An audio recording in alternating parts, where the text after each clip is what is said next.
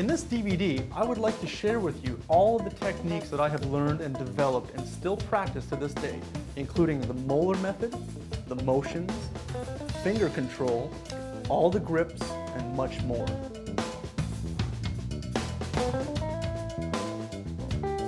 First thing I'd like you to do is take your right hand and make a gun with it.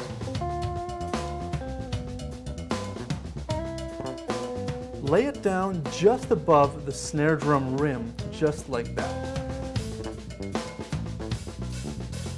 Take your left hand, put it out just like you're going to shake somebody's hand. Okay, now we have to find our old friend, the balance point again.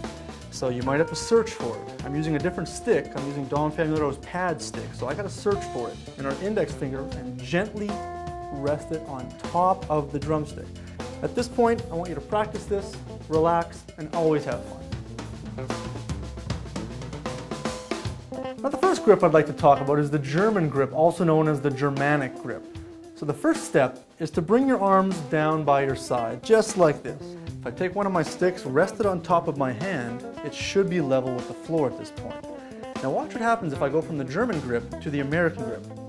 My hand angle changes to a 45-degree angle.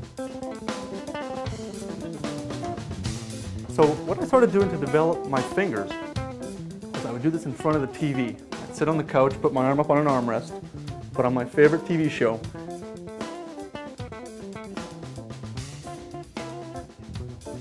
The motions are the secret to great dynamic playing. They should be practiced to ensure that you have the stick at the correct height for the dynamic level you are trying to achieve. Let's jump into these motions. The last motion I'd like to demonstrate is called the upstroke. This one was fun to practice. It was kind of like an illusion stroke because you start low, you tap the drum, and you finish high. Did you notice how I snuck that little note in there on the way up? It's almost like an illusion. It really didn't happen, but it did. In 1995, I met Mr. Dom Famulierow, who I study with to this day. Dom was the polish to my new technique. He refined and cleaned up everything that I had been working on with previous teachers. Dom had then introduced me to his great friend and teacher, Jim Chapin. Jim Chapin was also Sanford Moeller's best student.